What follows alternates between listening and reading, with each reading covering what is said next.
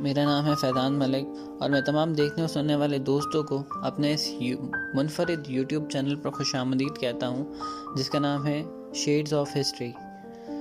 معزز سامعین و کرام، اس چینل کو سٹارٹ کرنے کا مقصد یہ تھا کہ تمام دوستوں کو اس حوالے سے آگاہ کیا جائے کہ تاریخ میں اپنے کیا کیا رنگ چھپے ہیں اور اس کے تمام حقائق سے آپ کو آگاہ کیا جائے۔ غرض یہ کہ آپ لوگوں کی معلومات میں اضافے کا مرکز بنے اور تمام جو لوگ ہسٹری سے دلچسپی رکھتے ہیں ان سب کے لیے ایک پلیٹ فارم تیار کیا جائے۔ ویسے تو اور بھی بہت سارے لوگ یہ کام کر رہے ہیں، پر میں اس کام میں اپنا حصہ ڈالنا ضروری سمجھتا تھا۔ تمام لوگوں سے گزارش ہے کہ اگر آپ میرا کانٹینٹ پسند کریں تو اس سے لائک، شیئر اور کمنٹس ضرور کر دیجیے گا اور میرے یوٹیوب چینل کو سبسکرائب ضرور کیجیے گا۔ آج میری بحث کا موضوع جو ہے وہ بہت ہی منفرد قسم کا موضوع ہے۔ آپ سب واقف ہی ہوں گے ترک مسلمانوں سے، جو کہ ایک سنہرا باب رہا ہے مسلمان، جن کا یہ نام کسی نسل یا قوم کی طرف نہیں بلکہ ان کے فرما روا عثمان خان کی طرف سے منسوب کیا جاتا ہے۔ ایشیا کوچک میں پہلے خانہ بدوشوں کی حیثیت سے داخل ہوئے، پھر ایک ایسی سلطنت کی بنیاد ڈالی جو 150 سال تک دنیا کی زبردست طاقتوں میں شمار کی جانے لگی۔ 300 برس گزرنے نہ پائے تھے کہ عثمانی سلطنت وسعت اور طاقت کے لحاظ سے دنیا کی سب سے زیادہ عظیم الشان سلطنت بن گئی۔ اس کا عروج کا دور مشرق میں سلطان سلیم اول اور مغرب میں سلیمان اعظم کے فتوحات پر ختم ہوتا ہے، جس کی حکومت ایشیا، یورپ، افریقہ کے وسیع حصوں میں قائم تھی۔ اس عہد فانی میں عثمانی ترک ایک مرکزی یورپین طاقت تھے۔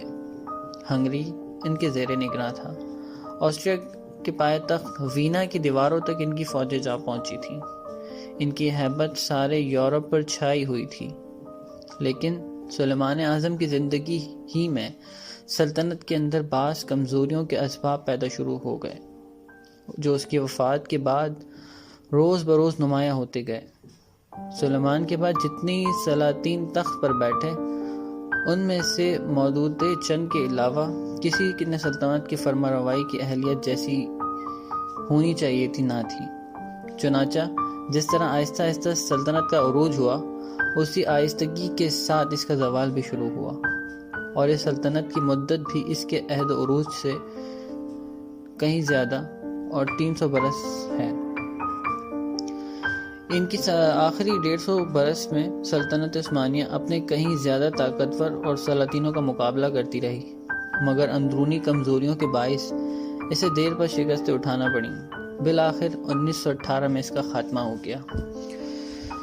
چلیے تاریخ سے جانتے ہیں کہ ان کی بنیاد کہاں رکھی گئی اور کون لوگ تھے جو ان کی بنیاد میں شامل تھے۔ ترک اول 6 صدی عیسوی میں روشناس ہوئے۔ یہ خانہ بدوش قوم تھی جو مشرقی ایشیا اور وسط ایشیا میں گھومتی پھرتی رہتی اور وقتاً فوقتاً مغربی ایشیا اور مشرقی یورپ کی آبادیوں پر حملہ آور ہو کر انہیں ویران کر دیا کرتی۔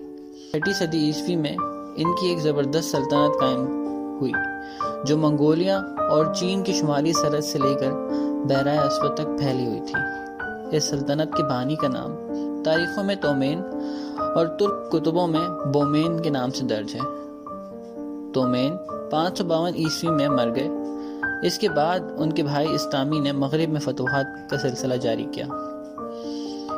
دونوں بھائی الگ الگ حکومتوں پر حکمراں تھے۔ اہل چین ان حکومت کو شمالی ترکوں کی سلطنت اور مغربی ترکوں کی سلطنت کہا کرتے۔ 7ویں عیسوی میں ان دونوں حکومتوں کو سلطنت چین کی اطاعت قبول کرنا پڑی، لیکن 652 میں شمالی ترکوں نے چین کی فرما روائی سے آزاد ہو کر اپنی سابق خود اختیاری پھر سے حاصل کر لی۔ قطابت خان، جو منگولیا کے دریائے خان کے نام سے منسوب ہیں اور ترک زبان کی قدیم ترین یادگار ہیں، ترکوں کے اسی شمالی سلطنت سے تعلق رکھتے تھے۔ یہ سلطنت 744 تک قائم رہی۔ مغربی ترکوں میں ترگش کا قبیلہ سب سے زیادہ ممتاز تھا۔ اس کے سرداروں نے 7ویں صدی عیسوی کے آخر میں خاقہ کا لقب اختیار کر لیا۔ 773 میں عربوں نے نصر بن سیار کی قیادت میں ترگش کی حکومت کا بھی خاتمہ۔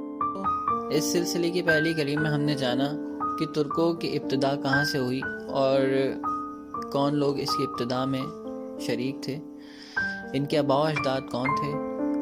آنے والی قسط میں ہم جانیں گے کہ ترکوں میں اسلام کیسے رائج کیا گیا۔ ترک پہلے بنیادی طور پر آتش پرست اور بت پرست قوم تھی۔ ترکوں میں اسلام کا انعقاد کیسے ہوا، اس کا نفاذ کیسے کیا گیا اور کس طرح سے یہ لوگ اتنے منظم ہوئے، اور ہم جانیں گے کہ آل سلجوق نے اپنا کیا کردار ادا کیا۔ اس کے بعد ہمارے ہر دل عزیز ارطغرل کا ذکر بھی کیا جائے گا۔ دوستو، اگر آپ کو آج کی ایپیسوڈ پسند آئی تو اس سے پروموٹ کریں، مجھے سپورٹ کریں، اور میں آپ کی سپورٹ کا طلبگار ہوں۔ اس سلسلے کو کنٹینیو رکھنے کے لیے آپ مجھے کمنٹ سیکشن میں بھی بتائیں تاکہ آپ کو دیگر منفرد معلومات پیش کی جا سکیں جو کہ آپ کو روزمرہ کی زندگی میں میسر نہیں۔ تب تک کے لیے اپنا خیال رکھیے گا اور شیڈز آف ہسٹری دیکھتے رہیں۔ میں ہوں آپ کا میزبان فیضان ملک۔ اللہ نگہبان۔